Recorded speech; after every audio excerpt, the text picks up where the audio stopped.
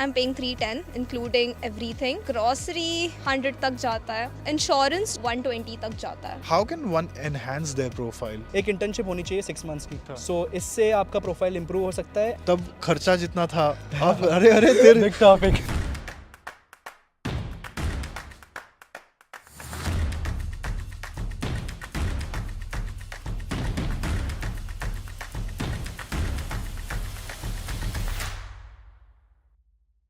और एचयूआर में इस वक्त न्यूरनबर्ग में हूँ और मैं कुछ स्टूडेंट के साथ खड़ा हूँ यहाँ पर. ये क्या पढ़ाई कर रहे हो? Masters in international finance and economics. So अगर आप एक बीकॉम या बीएमएस या बीकॉम ऑनर्स के स्टूडेंट हो और आपको जर्मनी के पब्लिक यूनिवर्सिटी में पढ़ाई करना चाहते हो, ये वीडियो मैं आपके लिए बना रहा हूँ. Make sure that you watch this video till the end. These guys are studying in public university and business. Basically बहुत सारे स्टूडेंट प्राइवेट यूनिवर्सिटी में चले जाते हैं because for multiple reasons. Credit score उतना नहीं होता है या वो सिलेक्ट नहीं हो पाते पब्लिक यूनिवर्सिटी में जब वो अप्लाई करते हैं, या XYZ कंपटीशन भी है. So let's just get to know them. Why don't you introduce yourself and then you guys can follow. So my name is Deepak Bodhani and I am from Pune. I studied business administration in finance from Pune University itself. I had a percentage of 81% and I applied to around 11 universities in Germany. So I got selected in 8 of them and currently I am studying in Technische Hochschule Nürnberg. My course is MSc in International Finance and Economics. Hi, my name is Vedang. I have completed my bachelor's in management studies, specialization in finance from Mumbai University.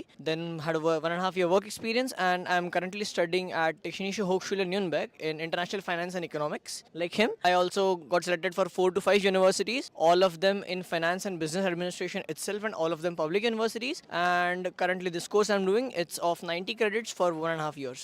My bachelor's course was 9.7 CGPA. Hello, my name is Bhumika and I did my bachelor's in management studies with specialization in finance, same like him. And I got a CGPA of 9.5. Currently I'm studying masters in international finance and economics. But surprisingly, I was also applying to private universities. So I was just trying to keep my option open, but here I got a admission in public. So yeah.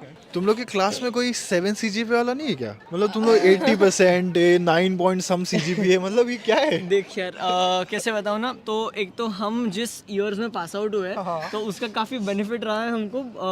Covid की वजह से सबके grades काफ़ी boost हो गए to be honest. सो जो लोग generally around 9.1 9.2 होते थे वो सीधा 9.7 9.8 पे चले गए. उसका काफ़ी फ़ायदा हुआ. एंड देखा जाए तो नहीं, ओवरऑल सारे 80% 85% के आसपास के ही लोग हैं. तो अगर किसी को 70% आया है, 60s में आया तो नहीं आ सकता क्या? नहीं, ऐसा कुछ नहीं है. बिकॉज यहाँ पे जो रिक्वायरमेंट्स है most of the public universities में वो ऐसी है कि तुम्हारे क्रेडिट्स मैच होने चाहिए. तुम्हारा स्कोर इफ़ जर्मन ग्रेड के हिसाब से अबव 3 भी है फिर भी they accept you. Okay, do you want to say add anything? हाँ, बिकॉज जैसे उसने बोला कि कोविड की वजह से बूस्ट हुआ था, वो सब यूनिवर्सिटीज़ में नहीं हुआ था. Like I am from Pune university. So हमको एक सॉफ्टवेयर में एग्जाम देना पड़ा था जिसमें लाइक बहुत सारे रूल्स रेस्ट्रिक्शंस थे कि 2 आइज़ ही दिखनी चाहिए कैमरा में, और जब भी अगर 2 आइज़ नहीं दिख रही थी सो वी गेट 3 वार्निंग्स और उसके बाद पेपर बंद हो जा रहा था. एंड ऐसे 13 लोग फेल हुए थे उस चक्कर में. So it was properly strict. ठीक है, let's just talk about quickly. Tell my audience, आपने कहाँ अप्लाई किया था और क्या कोर्सेज के लिए अप्लाई किया था? TUM, University of Mannheim, Goethe, University Frankfurt, University of the Hamburg, few more. Even I applied for some small town universities like Passau because हम लोग का जो है, जो finance में है, it is very limited number of universities है जिसमें मेरे को interest था. So मेरे शॉर्ट लिस्ट बहुत हुए यूनिवर्सिटीज. सो या इन माई केस पब्लिक यूनिवर्सिटीज़ में ज़्यादा अप्लाई करा मैंने. प्राइवेट यूनिवर्सिटीज़ में मिल रहा था easily, so that was a very secured backup. And when it comes to private university it was GISMA, EU business school, SRH जो हाइडेलबर्ग और बर्लिन में है. Coming to public universities, I applied for HRW Berlin, TH Nuremberg, TH Cologne, university of Cologne, Goethe Frankfurt, एक Leuphana में एक university है, university of Passau, university of होक्सशुले Mainz and HTW Hamburg. So इन universities में apply करा. या so I applied to around 11 universities and मुझे याद है मैं लेट हो गया था बिकॉज ऑफ ट्रांसक्रिप्ट लेट आया था फ्रॉम यूनिवर्सिटी से. TUM की डेडलाइन निकल चुकी थी और भी कुछ यूनिवर्सिटीज़ थे, बट आई अप्लाइड टू श्मालकाल्डेन, काइसरस्लाउटन, छोटे बिकॉज डेडलाइन लेट हो चुका था. And I got admitted into 8 public universities जिसमें से HW और बर्लिन भी था. मेरा फोकस था कि मुझे HTW बर्लिन मिले, बट उनका ऐसा था कि समर सेमेस्टर में वो लोग एक्सेप्ट करते हैं 3 ईयर्स के बैचलर्स का एंड विंटर सेमेस्टर में वो लोग 4 ईयर्स के बैचलर्स को ही एक्सेप्ट करते हैं. सो दैट वाज द पॉइंट कि मैं HW बर्लिन में अप्लाई नहीं कर पाया. So finally I got this admit in TH Nürnberg and I talked at that time to Nikhilesh and then he told me that you should also consider the city, the area and उसके लिए I am thankful. This is amazing city. Actually आने से पहले इसने appointment book करके मेरे से बात किया था. मेरे को याद नहीं है बट ये मेरे को याद दिला रहा है. कैन आई अंडरस्टैंड लाइक किसी का प्रोफाइल इतना स्ट्रांग नहीं होगा. तुम लोग का तो 9 CGPA था तो इतना ग्रेड्स होने के बाद ऑटोमेटिकली कॉन्फिडेंस आ जाता है लाइफ में. ठीक है कि हाँ यार कहीं ना कहीं तो ले ही लेंगे अपन, है ना. बट किसी का उतना प्रोफाइल अच्छा नहीं होगा तो तुम्हारे हिसाब से how can one enhance there profile? I would really like to stress on this point कि यहाँ पे grades का इतना ज़्यादा रूल नहीं है. So even if you are getting let's say bit on 10 CGPA अगर हम देखने जाए, अगर आपको 7.5 7 क्या ऊपर भी मिल रहा है आपको grade, so you are clearly eligible to apply here and you also get selected here. It's just आपको IELTS में 7 के ऊपर होना चाहिए and that's enough. One can even do his profile better with giving different GMAT or GREs, which might be a strong thing on their portfolio. So yeah, I think GMAT and GREs and maybe a work experience as well have a plus to the. तुम में से किसी ने GRE दिया था क्या? नहीं. One of the things I guess most of the audience जो देख रहा है वो जर्मनी का ये प्रो होता है कि यहाँ पे GRE GMAT की इतनी ज़्यादा रिक्वायरमेंट्स नहीं है, इसलिए बहुत लोग यहाँ पे आना प्रेफर करते हैं. But be aware guys, with times and with the number of influx coming in, धीरे धीरे रिक्वायरमेंट्स और बैरियर्स बढ़ते जा रहे हैं. So always be checked up on what are the recent updates. Public university जो बड़े वाले हैं उनमें तो ऑलरेडी मैंडेटरी कर चुके हैं. जैसे कि TUM में there is a mandatory requirement to have a GMAT. Specifically हमारे कोर्स में ना हमको एक एलिजिबिलिटी क्लियर करनी थी जो थी A1 जर्मन की. हाँ तो हमको यह था तो एक वो भी ऐड कर सकते हैं प्रोफाइल इंप्रूव करने के लिए कि अगर आप एटलीस्ट A2 भी करके आते हो तो फिर योर प्रोफाइल इम्प्रूव्स.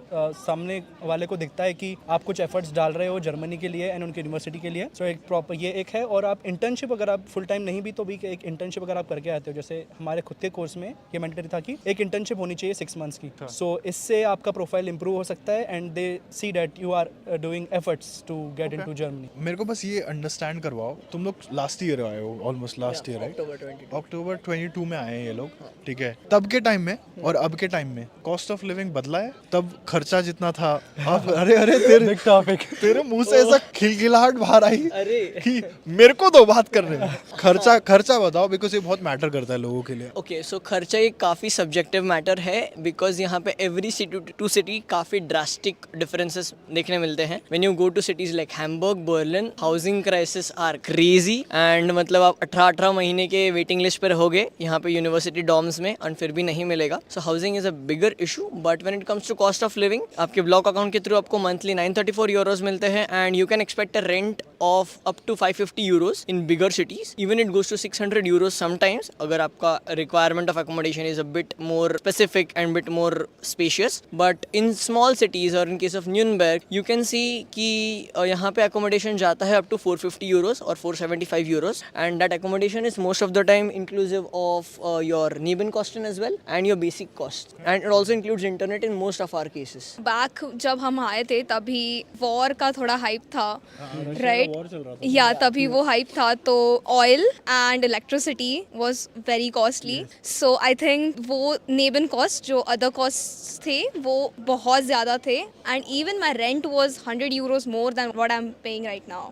रेंट पे भी वो इंडायरेक्ट इफेक्ट हो रहा था और आई थिंक या expenses were very high back 1 year. अभी I am paying rent, I am paying 310 including everything, electricity, radio tax, everything. Grocery 100 तक जाता है प्लस माइनस. इंश्योरेंस 120 तक जाता है. मेरा भी सेम डॉम का जो है स्टूडेंट डॉम का यहाँ पे 310 जाता है. बाकी आप अगर प्राइवेट लेने जाओ तो फिर 450 500. मेरे फ्रेंड 700 भी पे कर रहे हैं. मैं 1 रूम अपार्टमेंट में रहता हूँ like student studio apartment and 310 including everything. अच्छा. और मैं नॉन वेजिटेरियन हूँ तो मुझे थोड़ा ज़्यादा लगता है.